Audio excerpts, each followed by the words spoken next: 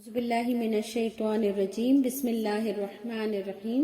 رب اشرح لي صدري ويسر لي أمري واحلل عقدة من لساني يفقهوا قولي واجعل لي وزيرا من أهلي السلام علیکم ورحمۃ اللہ وبرکاتہ۔ کیسے ہیں آپ سب؟ الحمدللہ ہم موسیٰ علیہ السلام کی سٹوری کے آخری حصے میں داخل ہو رہے ہیں، اور اس تمام موسیٰ علیہ السلام کی سٹوری کے جتنی ڈیٹیل سے قرآن میں موجود ہے، اگر ہم ان کے ایک ایک واقعات کو لیں گے تو یہ اس سٹوری کا پارٹ کم از کم 8 پارٹس بن جائیں گے اس کے۔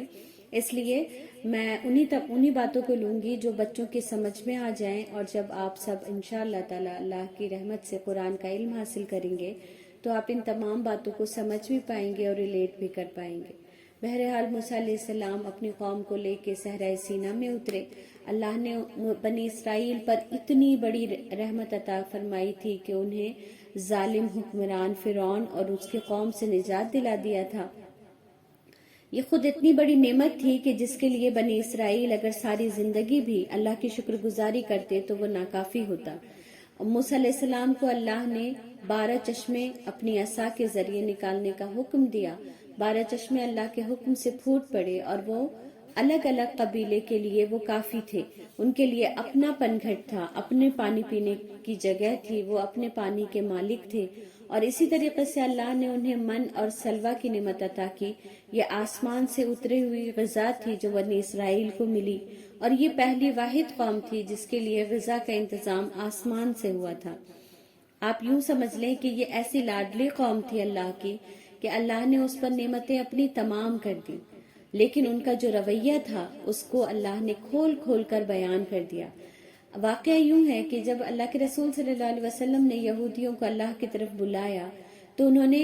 اس بات کا گھمنڈ جتایا کہ ہم تو اللہ کی لاڈلی قوم ہیں، ہمیں تو اللہ نے بہت ساری نعمتیں عطا کی، اور ہم پر تو اللہ کی خاص رحمت ہے، تو ہمیں کسی اور دین میں داخل ہونے کی ضرورت نہیں۔ اور اسی طریقے سے اللہ نے جگہ جگہ قرآن میں بنی اسرائیل، موسیٰ علیہ السلام کی کنورسیشن، ان کے واقعات بیان کر کے یہ بتا دیا کہ اللہ نعمتیں تو عطا کرتا ہے، لیکن ان نعمتوں کا جو حق ادا کرتے ہیں، شکر گزاری کرتے ہیں، اللہ کی لاڈلی قوم وہ ہوگی۔ نعمتوں کا مل جانا اللہ کے راضی ہونے کی نشانی نہیں، نعمتوں کے مل جانے کے بعد اللہ کا شکر گزار ہونا، پھر اللہ اس سے راضی ہوتا ہے نا۔ تو انشاءاللہ میرے بچے ہمیشہ اس بات کو سمجھیں گے کہ اللہ نعمتیں تو عطا کر دیتا ہے، لیکن اس کے بعد ہمارا کام بہت زیادہ بڑھ جاتا ہے۔ تو موسیٰ علیہ السلام کے قوم کو اللہ نے کھانے اور پانی ہر چیز سے آزاد کر دیا، ہر چیز کے فکر سے آزاد کر دیا۔ اور اب جب موسیٰ علیہ السلام کو چونکہ بیت المقدس کی طرف پیش قدمی کرنی تھی،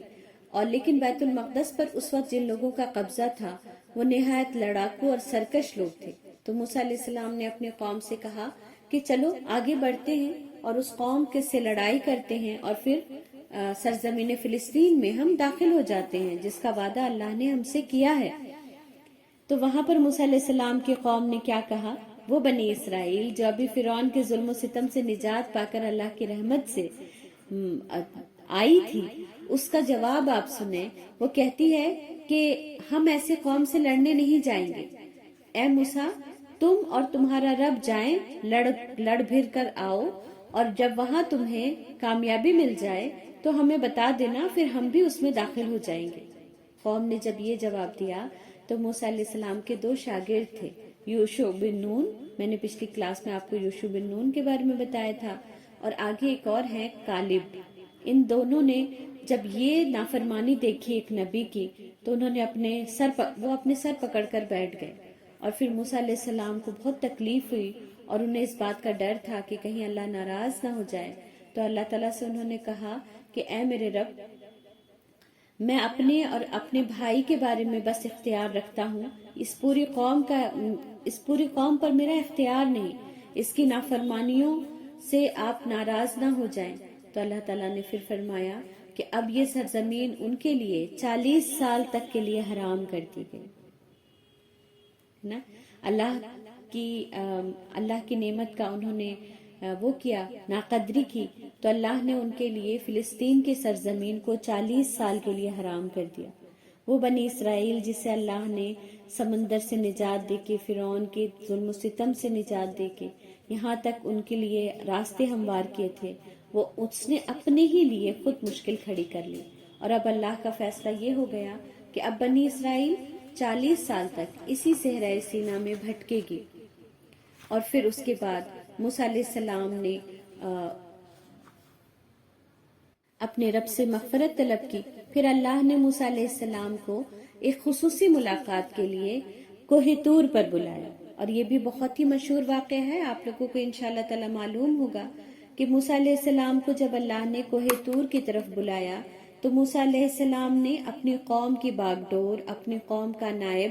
حضرت ہارون علیہ السلام کو بنایا۔ وہ آپ کے سگے بھائی تھے اور آپ کی تبلیغ میں، دعوت کے کام میں، جو دعوت کا کام کرتے تھے آپ، اس میں وہ برابر کے شریک تھے۔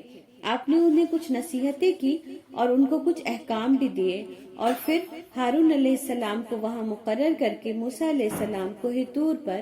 اللہ کی بات سننے کے لیے، اللہ سے ملاقات کے لیے روانہ ہو گئے۔ پھر اللہ تعالیٰ نے موسیٰ علیہ السلام سے پردے میں رہ کر کلام کیا، اور موسیٰ علیہ السلام نے ڈائریکٹ اللہ کی آواز پھر سنی۔ اللہ تعالیٰ نے آپ سے کلام کیا، آپ کو بہت قریب کر لیا کوہ طور پر۔ تو موسیٰ علیہ السلام پکار اٹھے کہ اے میرے پروردگار، آپ اپنا دیدار کرا دیجئے، میں آپ کو ایک نظر دیکھنا چاہتا ہوں۔ اللہ تعالیٰ کا ارشاد ہوا، تم مجھے ہرگز نہیں دیکھ سکتے۔ موسیٰ علیہ السلام نے ضد کی، اور صحیح میں اور صحیحین میں یعنی صحیح مسلم اور صحیح ترمذی میں حضرت ابو سعید خدری رضی اللہ عنہ سے روایت ہے کہ رسول اللہ صلی اللہ علیہ وسلم نے فرمایا، انبیاء کرام میں سے مجھے دوسروں پر فضیلت ہے، لیکن جب موسیٰ علیہ السلام نے اللہ سے کہا کہ میں آپ کو دیکھنا چاہتا ہوں، اور اللہ تعالیٰ نے فرمایا تم مجھے نہیں دیکھ سکتے، اور پھر جب موسیٰ علیہ السلام نے ضد کی تو اللہ نے اپنی تجلی یعنی ایک شعاع، ایک تیز روشنی پہاڑ کے ایک طرف ڈالی، جس کو دیکھ کے موسیٰ علیہ السلام بے ہوش ہو گئے۔ تو اللہ کے رسول صلی اللہ علیہ وسلم فرماتے ہیں کہ قیامت کے دن سبھی بے ہوش ہو جائیں گے جب اللہ کی تجلی ہوگی،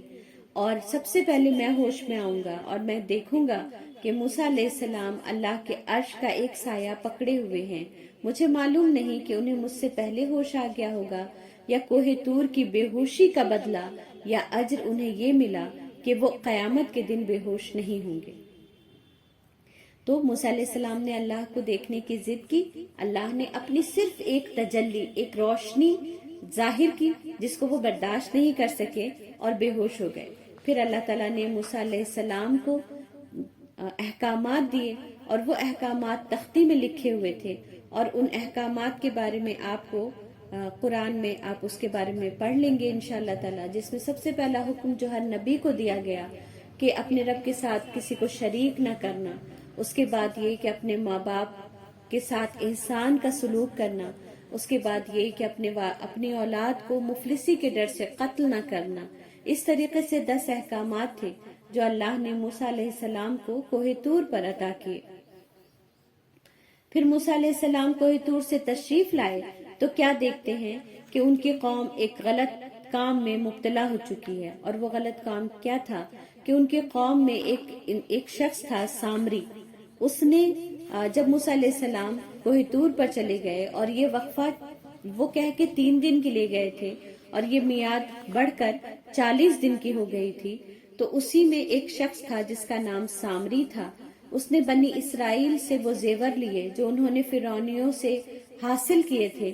اور انہیں ڈھال کر ایک بچڑا بنا دیا۔ اس نے کہا جب تک موسیٰ کوہ طور پر اپنے رب سے بات کرنے گئے ہیں تو تم کہیں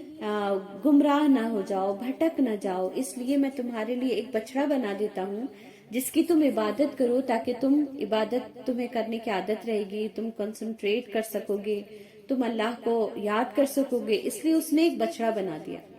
اب آپ دیکھیں شیطان اسی طریقے سے انسانوں کے درمیان داخل ہوتا ہے، وسوسہ ڈال کر، اس کو غلط باتوں کی طرف آمادہ کر کے، اور انسان کو پتہ بھی نہیں چلتا کہ وہ کب شرک کے راستے پر چلنا شروع کر دیتا ہے۔ وہ بنی اسرائیل جس کو اللہ نے اس کی مدد فرمائی تھی ہر موقع ہر آن، اور وہ کیسے سامری کی باتوں میں آ گیا اور اس نے بچڑے کو اپنا معبود بنا لیا. اور اس کے بارے میں بھی آپ قرآن میں ڈیٹیل کے ساتھ پڑھ لیں گے انشاءاللہ تعالی. موسیٰ علیہ السلام نے جب واپس آ کر دیکھا کہ وہ بچڑے کی عبادت میں مشغول ہیں تو انہیں بہت تکلیف ہوئی، اور وہ جو اللہ کے پاس 10 احکامات لے کر آئے تھے وہ ایک تختی میں لکھا ہوا تھا، اور وہ تختی ان کے ہاتھوں سے چھوٹ گیا، یا انہوں نے وہ تختی کہیں کنارے رکھ دی یا چھوٹ گیا جس سے وہ تختی ٹوٹ گئی. اور موسیٰ علیہ السلام سخت صدمے میں آ گئے، اور انہوں نے پھر انہوں نے اپنے بھائی ہارون علیہ السلام سے پوچھا، سختی کے ساتھ پوچھا کہ میں نے آپ کو ان کا نائب مقرر کیا تھا، آپ کو کس چیز نے روکا انہیں ان تمام باتوں سے روکنے کے لیے؟ تو انہوں نے کہا، مجھے یہ ڈر تھا کہ کہیں ان کے اندر فساد نہ برپا ہو جائے، کہیں پوری قوم 2 حصے میں نہ بٹ جائے، اس لیے میں خاموش رہا اور میں نے خاموش رہ کر تمہارا انتظار کیا. موسیٰ علیہ السلام نے پھر جلدی سے اللہ سے دعا کی اور اللہ سے دعا فرمائی کہ رب اغفر لی ولی اخی وادخلنا فی رحمتک وانت ارحم الراحمین. اے میرے پروردگار، میری اور میرے بھائی کی خطا معاف فرما اور ہم دونوں کو اپنی رحمت میں داخل فرما، اور تو سب رحم کرنے والوں سے زیادہ رحم کرنے والا ہے. یہ سورہ اعراف کی آیات ہے جو جن الفاظ میں موسیٰ علیہ السلام نے اپنے اور اپنے بھائی کے لیے دعائے مغفرت کی. اور میری استاذہ کہتی ہیں کہ یہ اللہ نے ہر بھائی کو اپنے بھائی کے ساتھ مغفرت کی دعا کرنے کے لیے یہ الفاظ موسیٰ علیہ السلام کے ذریعے عطا کر دیے، اور ہر بہن کو بھی کہ وہ اپنے ساتھ اپنے بھائی کے لیے دعا کرے. اور اگر آپ بھی اپنے بھائی کے لیے دعا کرنا چاہتے ہیں تو آپ اتنا بھی پڑھ سکتے ہیں کہ اللہم اغفر لی ولی اخی، اللہم اغفر لی ولی اخی، ہے نا، انشاءاللہ تعالی. تو بہرحال موسیٰ علیہ السلام نے اللہ سے دعائے مغفرت کی اور بنی اسرائیل کو اس بات کے لیے بہت سرزنش کیا، انہیں اس بات کا احساس دلایا کہ یہ تم نے کیا کر لیا، تمہیں اللہ نے ایسی قوم سے نجات دلائی جو بت پرست تھی، جو شرک کرتی تھی، اور تم نے وہی کام کر لیا جس کے لیے اللہ نے تمہیں منع فرمایا تھا. پھر موسیٰ علیہ السلام نے انہیں بتایا کہ تمہیں اب اللہ کے حضور معافی مانگنی ہوگی، اور تم میں سے 70 علماء بنی اسرائیل کو کوہ طور پر جا کر اللہ سے مغفرت طلب کرنی ہوگی. اور پھر ان میں سے 70 لوگ چنے گئے جنہیں لے کر موسیٰ علیہ السلام کوہ طور پر گئے، اور پوری قوم کو اللہ نے حکم دیا کہ وہ اللہ کے حضور سجدہ کرے. اب جب موسیٰ علیہ السلام نے اپنی قوم کو اللہ کے حضور سجدہ کرنے کا حکم دیا تو اس کے بارے میں حضرت عبداللہ بن عباس رضی اللہ عنہ سے روایت ہے کہ جب موسیٰ توریت کی تختیاں لے کر آئے تو بنی اسرائیل کو حکم دیا کہ اسے قبول کریں اور پختہ عزم کے ساتھ اس پر عمل کریں. انہوں نے کہا، تختیاں ہمیں دکھائیے، اگر وہ احکام آسان ہوئے تو ہم مان لیں گے. موسیٰ علیہ السلام نے فرمایا، بلکہ تمام کے تمام کو تمہیں قبول کرنا ہوگا. دونوں طرف سے کئی بار یہی باتیں جب کہی گئی تب اللہ تعالیٰ نے فرشتوں کو حکم دیا تو انہوں نے پہاڑ کو اٹھا کر ان لوگوں کے سروں پر اس طرح معلق کر دیا گویا کہ وہ بادل ہوں، اور ان سے کہا گیا، اگر قبول نہیں کرو گے تو یہ پہاڑ تم پر گر پڑے گا. تب انہوں نے قبول کیا. انہیں سجدہ کرنے کا حکم دیا گیا تو انہوں نے اس طرح سجدہ کیا کہ کنکھیوں سے پہاڑ کی طرف بھی دیکھ رہے تھے. یہودیوں میں اب تک اس طرح سجدہ کرنے کا رواج باقی ہے. وہ کہتے ہیں کہ کوئی سجدہ اس سجدے سے عظیم نہیں ہو سکتا جس کے ذریعے سے ہم سے عذاب ٹل گیا. اور اس طریقے سے پھر انہوں نے اللہ سے مغفرت طلب کی، اور اللہ تعالیٰ بہتر جانتا تھا کہ ان کے دلوں میں کتنی کجی اور کتنی وہ ہے کڑواہٹ اور کتنی نافرمانی ہے. اس کے باوجود اللہ نے ان لوگوں کی دعائیں قبول کی، اور پھر موسیٰ علیہ السلام اپنی قوم کے ساتھ 40 سال تک صحرائے سینا میں رہے.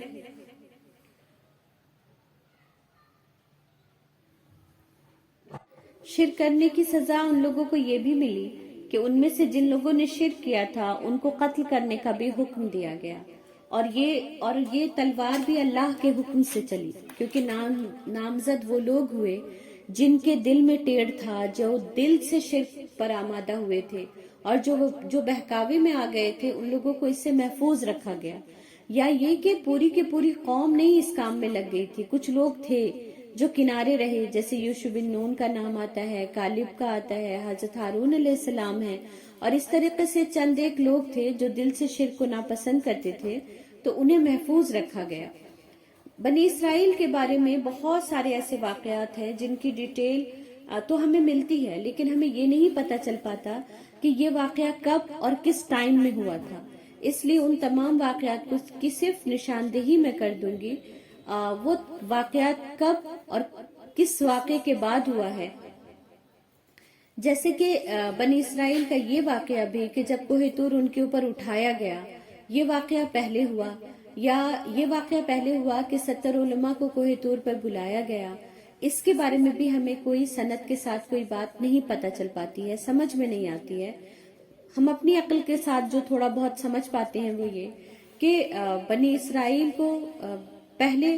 ان کے 70 علماء کو کوہ طور پر بلایا گیا، اس کے بعد جب ان کو تختیاں ان کے سامنے حضرت موسیٰ علیہ السلام نے پیش کی تو پھر انہوں نے اس میں بھی کجی دکھائی، اور پھر کوہ طور کو ان کے اوپر بلند کیا گیا، ان کے سر پر پہاڑ کو اوپر اٹھا دیا گیا۔ بہرحال جب آپ قرآن کا مطالعہ کریں گے تو آپ کو پتا چلے گا کہ موسیٰ علیہ السلام کے ہی واقعے میں اس بات کا بھی ذکر ہے کہ انہیں گائے ذبح کرنے کا حکم دیا گیا۔ یہ بھی اپنے ساتھ پورا ایک واقعہ رکھتا ہے جو انشاءاللہ تعالیٰ آپ قرآن کا جب علم حاصل کریں گے تو پڑھیں گے۔ یہاں پر میں ان چیزوں کو اس لیے نہیں لے رہی ہوں کہ آپ بچے ہیں، ابھی ان باتوں کو سمجھنا آپ کے لیے تھوڑا مشکل ہو جائے گا، لیکن آپ کو یہ پتا ہونا چاہیے کہ گائے ذبح کرنے کا ایک واقعہ قرآن میں ہے، موجود ہے۔ اسی طریقے سے ایک جرنی کا ذکر ہے موسیٰ علیہ السلام کے حوالے سے جو سورہ کہف میں ہے، اور ہم اسے ہر جمعہ کو پڑھتے ہیں، اور اس میں بھی بہت ڈیٹیل ہے۔ یہ ایک مسٹیریس جرنی تھی جو حضرت خضر علیہ السلام اور حضرت موسیٰ علیہ السلام ان دونوں نے کیا، تو یہ بھی ایک بہت ہی مزیدار اسٹوری ہے، اور بہت اس میں سبق ہے ہمارے لیے۔ لیکن وہ ہم انشاءاللہ تعالی جب ہم سورہ کہف کریں گے، اور میں انشاءاللہ آپ لوگوں کو کرواؤں گی، تو سورہ کہف کی سٹوری میں ہم اس کو لے لیں گے انشاءاللہ۔ پھر اسی طرح سے قرآن میں قارون اور حامان کا بھی موسیٰ علیہ السلام کے ساتھ ایک کنورسیشن ذکر ہے نا۔ قارون جس کے پاس بہت خزانے تھے، حامان جس کو اللہ نے بہت طاقت عطا کی تھی۔ تو اب یہ سارے لوگوں سے موسیٰ علیہ السلام کی کس زمانے میں ملاقات ہوئی ہے، یہ سارے واقعات کب اور کب کے ہیں، اس کے بارے میں ہمیں بہت زیادہ مطلب اللہ تعالیٰ نے قرآن ہمارے کہانی سنانے کے لیے نہیں کیا ہے، ہم سب کو یہ بات پتا ہے، اور چونکہ آپ بچے ہیں تو آپ لوگوں کے لیے اسے ایک سیکوینس میں لانا بہت ضروری تھا میرے لیے۔ لیکن جب آپ قرآن پڑھیں تو آپ کو یہ نہ لگے کہ میم نے تو ہمیں یہ اور یہ نہیں بتایا، تو اس لیے میں نے ان تمام باتوں کا یہاں پر آپ کے سامنے ذکر کر دیا ہے، اور آپ ان تمام باتوں کو تب اچھی طریقے سے سمجھ پائیں گے جب آپ قرآن کا مطالعہ کریں گے کہ قرآن ہمیں کیا سمجھانا چاہتا ہے، اور اس کے مقصد کو بھی ہم انشاءاللہ سمجھ پائیں گے۔ موسیٰ علیہ السلام اللہ کے ایک پسندیدہ اور اولو العزم انبیاء میں سے ہیں۔ موسیٰ علیہ السلام کو اللہ نے بے شمار معجزات سے نوازا، انہیں بہت بلند مرتبہ عطا فرمایا، اور اللہ تعالیٰ نے موسیٰ علیہ السلام کی تعریف میں جو الفاظ کہے وہ یہ ہیں کہ اس قرآن میں موسیٰ کا ذکر کیجیے جو چنے ہوئے نبی اور رسول تھے، ہم نے اسے طور کے دائیں جانب سے ندا دی اور راز گوئی کرتے ہوئے اسے قریب کر لیا، اور اپنی خاص مہربانی سے اس کے بھائی کو نبی بنا کر اسے عطا فرمایا۔ یہ اللہ کی وہ نعمتیں تھیں، یہ اللہ کا وہ قرب تھا جو موسیٰ علیہ السلام کو ملا، اور موسیٰ علیہ السلام کو ہی ملا، اس لیے اللہ نے انہیں کلیم اللہ کا خطاب عطا فرمایا۔ نیز اللہ نے یہ بھی فرمایا کہ اے موسیٰ، میں نے تم کو اپنے پیغام اور اپنے کلام کے ذریعے لوگوں سے ممتاز کیا، لہٰذا جو میں نے تم کو عطا کیا اسے پکڑو اور میرا شکر بجا لاؤ۔ اور موسیٰ علیہ السلام اپنے رب کے بہت ہی زیادہ شکر گزار تھے، الحمدللہ۔ موسیٰ علیہ السلام کی حلیہ مبارک کا ذکر بھی ہمیں احادیث میں ملتا ہے۔ حضرت عبداللہ بن عباس رضی اللہ تعالیٰ عنہ سے روایت ہے کہ اللہ کے نبی نے فرمایا، جس رات مجھے معراج ہوئی میں نے موسیٰ بن عمران کو دیکھا، وہ لمبے قد کے گھنگریلے بالوں والے تھے جیسا کہ شنوع قبیلے سے تعلق رکھتے ہوئے ہوں۔ میں نے عیسیٰ ابن مریم کو بھی دیکھا، وہ درمیانے قد کے تھے۔ تو اس طریقے سے موسیٰ علیہ السلام کا حلیہ مبارک بھی ہمیں پتہ چلتا ہے۔ اور پھر موسیٰ علیہ السلام کی وفات کا ذکر ہے۔ کہ حضرت ابو ہریرہ رضی اللہ تعالیٰ عنہ سے مروی ہے کہ ملک الموت کو حضرت موسیٰ علیہ السلام کی طرف ان کی روح قبض کرنے کے لیے جب بھیجا گیا، جب وہ آئے تو موسیٰ علیہ السلام نے انہیں ڈانٹ کر بھگا دیا اور اپنے رب تعالیٰ کے پاس وہ اپنے رب تعالیٰ کے پاس گئے اور عرض کیا، تو نے مجھے جس بندے کی طرف بھیجا وہ مرنا نہیں چاہتا۔ اللہ تعالیٰ نے فرمایا کہ دوبارہ اس کے پاس جاؤ اور یہ بات کہو۔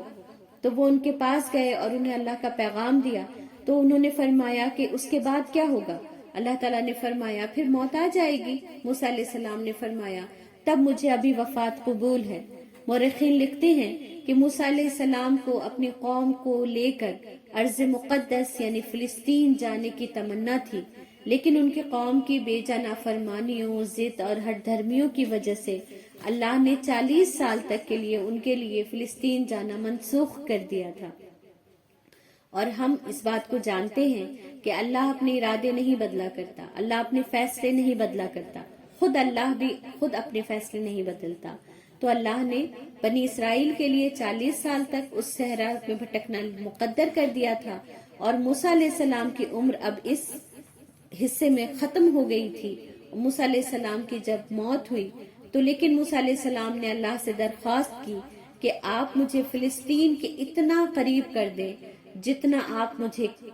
جتنا کہ یہ پتھر ہے، وہاں پر کوئی پتھر ہوگا اس کے بارے میں موسیٰ علیہ السلام نے کہا کہ آپ مجھے فلسطین کے زمین کے قریب کر دیں، اور اللہ تعالیٰ نے موسیٰ علیہ السلام کی اس درخواست کو قبول فرمایا اور فلسطین کے قریب ان کی وفات ہوئی۔ رسول اللہ صلی اللہ علیہ وسلم نے فرمایا اگر میں وہاں ہوتا تو تم لوگوں کو موسیٰ علیہ السلام کی قبر مبارک دکھاتا جو راستے کے کنارے سرخ ٹیلے کے قریب ہے۔ یعنی موسیٰ علیہ السلام کی قبر رسول اللہ صلی اللہ علیہ وسلم کو دکھائی گئی، نشاندہی بھی کی گئی، اور موسیٰ علیہ السلام نے اور اللہ کے رسول صلی اللہ علیہ وسلم نے اپنی قوم کے لوگوں کو بھی اس کے بارے میں بتایا۔ اس طرح موسیٰ علیہ السلام کی سٹوری الحمدللہ کمپلیٹ ہوئی۔ اب میرے بچوں کے ذہن میں یہ سوال پیدا ہو سکتا ہے کہ کیا کبھی بنی اسرائیل فلسطین میں داخل ہوئی؟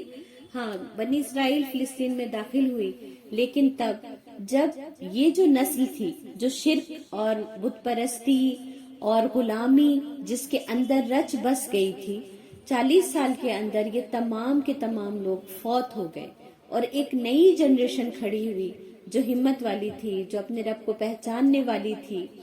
جو اللہ کی فرما بردار قوم نکلی۔ تو پھر اللہ نے ان تمام کو یوشع بن نون کی معیت میں، جن کو اللہ نے بعد میں نبی بنایا، ان کے ساتھ ان کی لیڈرشپ میں انہوں نے فلسطین کے اندر داخل ہوئے۔ اور باقی کی چیزیں انشاءاللہ تعالی آپ کو جب آپ قرآن کا مطالعہ کریں گے تو باقی کی تمام ڈیٹیلز آپ کو وہاں پر پتہ چل جائے گی۔ لیکن یہاں پر ایک اور واقعے کی طرف مجھے آپ اپنے بچوں کو وہاں پر لے جانا ہے، وہ ذہن میں آپ کو یاد دلانا ہے کہ ہم نے پڑھا تھا کہ جب جنگ احد کے وقت اللہ کے رسول صلی اللہ علیہ وسلم نے لوگوں سے کہا تھا کہ تم لوگ مجھے مشورہ دو، اور صحابہ کرام نے انہیں مشورہ دیا تھا۔ تو اس وقت ایک صحابی تھے جنہوں نے اللہ کے رسول صلی اللہ علیہ وسلم سے وہ بات کہی تھی جس میں ہم نے موسیٰ علیہ السلام کا ذکر سنا تھا۔ واقعہ یوں ہے کہ جب اللہ کے رسول صلی اللہ علیہ وسلم نے فرمایا کہ مجھے مشورہ دو، تو حضرت سعد بن معاذ نے فرمایا اللہ کے رسول آپ کا اشارہ غالباً ہماری طرف ہے، قسم ہے اس ذات کی جس نے آپ کو حق کے ساتھ مبعوث فرمایا، اگر آپ ہمیں اس سمندر میں گھسنے کا حکم دیں گے تو ہم ان میں گھس جائیں گے، ہم میں سے ایک آدمی بھی اس کے پیچھے نہ رہے گا، ہمیں یہ بالکل ناپسند نہیں کہ آپ ہمیں دشمن کے مقابلے میں کھڑا کر دیں، ہم لوگ ڈٹ کر مقابلہ کرنے والے، جم کر لڑنے والے ہیں، امید ہے اللہ تعالی ہمیں ایسی جنگ کرنے کی توفیق دے گا جس کو دیکھ کر آپ کی آنکھیں ٹھنڈی ہو جائیں گی، آپ اللہ کی برکت کے ساتھ ہمیں لے چلیے۔ حضرت سعد کی یہ بات سن کر نبی صلی اللہ علیہ وسلم بہت خوش ہوئے تھے۔ حضرت عبداللہ بن مسعود رضی اللہ تعالیٰ عنہ سے روایت ہے، انہوں نے فرمایا میں نے مقداد رضی اللہ عنہ کا ایک ایسا عمل دیکھا کہ اگر وہ مجھے نصیب ہوتا تو مجھے اس جیسے دوسرے تمام اعمال سے زیادہ پیارا ہوتا۔ آپ رضی اللہ عنہ یعنی حضرت مقداد رضی اللہ عنہ نے رسول اللہ صلی اللہ علیہ وسلم کی خدمت میں حاضر ہوئے اور آپ نے مشرکین کے لیے بد دعائیں کی اور کہا اللہ کے رسول قسم ہے اللہ کی، ہم آپ سے اس طرح نہیں کہیں گے جس طرح بنی اسرائیل نے موسیٰ علیہ السلام سے کہا تھا کہ فَاذْهَبْ أَنْتَ وَرَبُّكَ فَقَاتِلَا إِنَّا هَاهُنَا قَاعِدُونَ، کہ جائیے آپ اور آپ کا رب جا کر جنگ کیجیے، ہم تو یہاں بیٹھے ہیں، بلکہ ہم آپ کے دائیں بائیں آگے پیچھے سے لڑیں گے یا رسول اللہ۔ میں نے دیکھا رسول اللہ صلی اللہ علیہ وسلم اتنا خوش ہوئے کہ آپ کا چہرہ مبارک چمک اٹھا۔ اور یہی فرق ہے بنی اسرائیل اور امت محمدیہ میں، کہ امت محمد صلی اللہ علیہ وسلم اپنے رسول سے بے انتہا محبت کرتی ہے، اور جب آپ میں بنی اسرائیل کا موسیٰ علیہ السلام کے ساتھ سلوک دیکھتے ہیں اور ان لوگوں کا اللہ کی اتنی رحمتیں، اتنی برکتوں کے بعد اللہ کو ماننا، اللہ پر ایمان، اللہ پر یقین کا جو حال دیکھتے ہیں، ہمیں ایسے لگتا ہے کہ یہ آج امت مسلمہ ہے بالکل اسی کی طرح بنی اسرائیل تھی، لیکن رسول اللہ صلی اللہ علیہ وسلم کے جانثار صحابہ کرام جیسے تھے۔ اللہ تعالیٰ ہمیں ویسا بنانا چاہتا ہے، جن کا پورا پورا توکل اللہ پر ہو، جو ہر حال میں اپنے رب سے راضی ہو، جو عمار بن یاسر کی طرح ہو، جو ابو ہریرہ کی طرح ہو، جو ابو ذر غفاری کی طرح ہو، جو حضرت علی کی طرح ہو، جو حضرت عمر کی طرح ہو، ہے نا۔ ہم سے اللہ تعالیٰ ایسا ایمان چاہتا ہے، اسی لیے اللہ تعالیٰ نے کھول کھول کر بنی اسرائیل کے بارے میں تمام باتیں ہمیں بتا دی کہ تم سے اللہ محبت اور توکل چاہتا ہے، اللہ پر یقین چاہتا ہے۔ اور انشاءاللہ میرے بچے موسیٰ علیہ السلام کی سٹوری کے ذریعے اس بات کو سمجھ لیں گے کہ اللہ نعمتیں عطا کرتا ہے، لیکن اس کے باوجود انسان کیسے نافرمان ہو جاتا ہے۔ اللہ بلندی عطا فرماتا ہے، اللہ رزق آسمان سے اتارتا ہے جن لوگوں کے لیے کوئی گارنٹی نہیں ہوتی کہ وہ اللہ کے فرما بردار رہیں گے۔ تو اللہ نے ہمیں جس حال میں جیسا رکھا ہے ہمیں شکر گزار رہنا چاہیے۔ اللہ کی بے شمار دولت آپ کے پاس ہے، یہ اللہ کے راضی ہونے کی نشانی نہیں، لیکن اگر میرے اور آپ کے پاس اللہ کی طرف سے نازل کی ہوئی تھوڑی سی بھی ہدایت موجود ہے تو یہ میرے رب کی سب سے بڑی نعمت ہے جو اللہ اپنے بندوں کو عطا فرماتا ہے۔ تو انشاءاللہ تعالی ہم اپنے اللہ سے اور اپنے رسول اللہ سے بے پناہ محبت کریں گے، اور ہم وہ نہیں کہیں گے جو بنی اسرائیل نے اپنے رسول سے کہا تھا، بلکہ ہمارے رب اور ہمارے رب کی خوشنودی کا کام جب بھی ہمارے سامنے آئے گا ہم آگے بڑھ چڑھ کر اس میں حصہ لیں گے۔ یہی سکھاتا ہے ہمیں موسیٰ علیہ السلام کی سٹوری، یہی درس دیتا ہے ہمیں قرآن کہ تم ایسی قوم نہ بننا جو سرکش تھی، نافرمان تھی، تو اللہ نے انہیں 40 سال تک بھٹکا دیا۔ یہ ان کی نافرمانیوں کی سزا تھی، تو بھٹک جانا اللہ کی سزا ہے۔ اللہ کی طرف لوٹ آئیں، اللہ کی رسی کو مضبوطی سے تھام لیں، اللہ نے جتنا دیا ہے اس پر شکر گزار ہو جائیں۔ تو میرے بچے انشاءاللہ تعالی شکر گزار بنیں گے، اور جو بنیں گے وہ مجھے ضرور کمنٹ کر کے بتائیں گے انشاءاللہ۔ سوال جواب ہم کلاس میں کریں گے اور ڈھیر ساری باتیں بھی انشاءاللہ۔ یہاں پر موسیٰ علیہ السلام کی سٹوری مکمل ہوتی ہے الحمدللہ۔ پوری اطمینان کے ساتھ سٹوری سننے کا آپ سب کو اللہ تعالیٰ بہترین اجر عطا فرمائے، آمین۔ سبحانک اللہم و بحمدک، نشہد ان لا الہ الا انت، نستغفرک و نتوب الیک۔ سبحان ربک رب العزت عما یصفون، وسلام علی المرسلین، والحمد للہ رب العالمین، آمین۔ السلام علیکم ورحمۃ اللہ وبرکاتہ۔